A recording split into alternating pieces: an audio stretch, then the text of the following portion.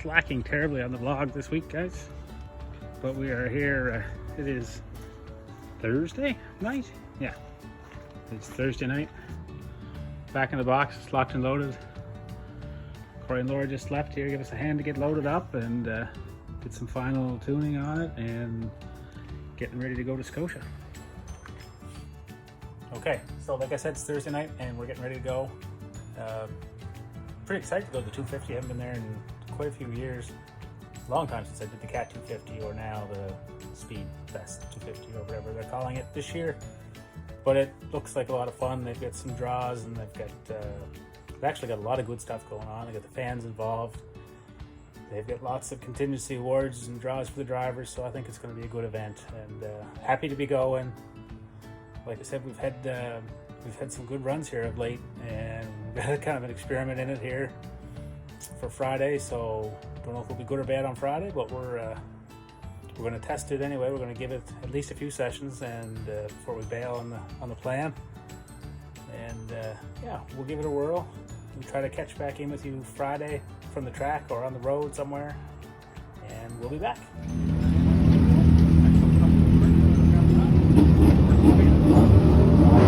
You ready, Jay? It's a video, you idiot. Oh.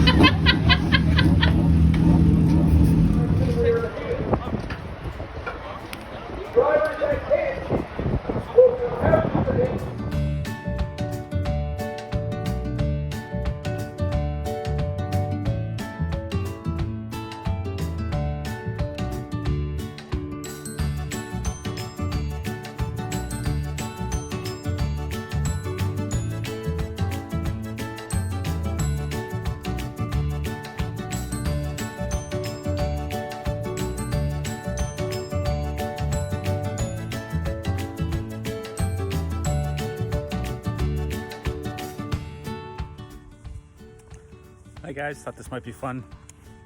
We're early. I'm always early at the track, but thought we'd take you for a little walk around Oyster Bend Speedway, where I kind of grew up here. Yeah, maybe you know, maybe you don't know. Dad was actually responsible for paving Oyster Bend, taking it from dirt to asphalt racing, so a lot of history here for me. Down here in turn 1. For years, well, until I started the story. Might be kind of fun. Right through here, when he had the first pavement race, brought the Pro Stock or then NASCAR cars here, the asphalt started lifting up. So what we did, or what he did at the time, the only thing we could think of, or he could think of, I was just a kid, was to drive spikes down through this asphalt. Hold the asphalt down to get the nights racing in. Anyway, they were there for, I don't know, 20 years maybe. Every spring they used to have to come out and drive the spikes back down. Pretty cool. Turn 1 and 2 at Oyster Bend. You want to run pretty low down through here if you can. Below the white line. Out here to the wall, obviously. You can see. Yeah. Anyway, so we were here. It is after the Cat 250. I didn't give you much of a review or much vlog from that, but we had some new stuff in the car. I think I mentioned as far as the race went, we did practice Friday. Supposed to race on Saturday. The race actually was going all right with all the things we were fighting. Lack of brakes, we lost our brakes, and they really wouldn't pump up and come back like they do when it's heat related. So I think it was just an air thing. We must have missed a little. And yeah, anyway, during the Cat race, or the 250 at Halifax, we still managed to be on the lead lap at lap 130. Had to retire because of a little electrical fire.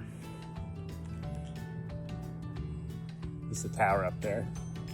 Used to be a guy do all the videos up there. I don't think he still does it anymore. He used to be able to buy your races from a guy that used to do them up there. I think he lived in Victoria. Anyway, we have a good collection of old stuff at home. back to the race, yeah. 1:30, we're still in lead lap, had an electrical fire, had to shut it down. It's just kind of the icing on the cake of a weekend that was really, really rough. So now we're back at Oyster Bed on the next Saturday.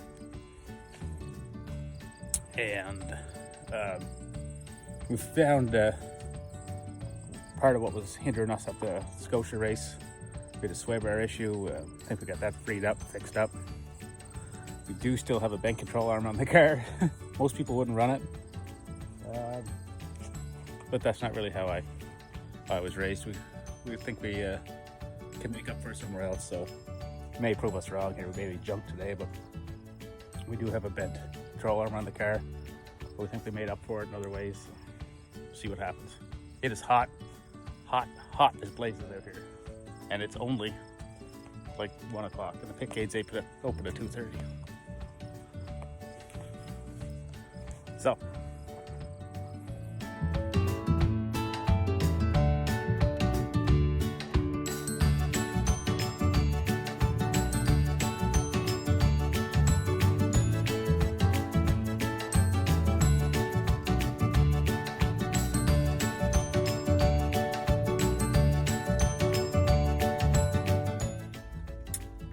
video was really bad, guys, sorry, but it will get better. Not even gonna attempt to try to wrap up everything that we did since then. You saw the Cat 250, you saw we're back at Oyster Bed, run 6 there with some bent parts that we shouldn't have ran on. After that, kind of made some decisions, some reorganizational stuff, doing with the team and myself and the cars. Took a week or two away from our car, ran the 44 car you see in the picture there. Finished 6th in the Maritime Pro Stock Tour race with that. One of probably the best run speed-wise I've had in a couple of years. Passed some really good cars. Was really good at the end of the race, like really good, top 3 or 4 I would say. Anyway, I'm gonna do more later, but that's gonna wrap up this one, and I promise we'll be back and we'll have more updates, and we got big news coming soon.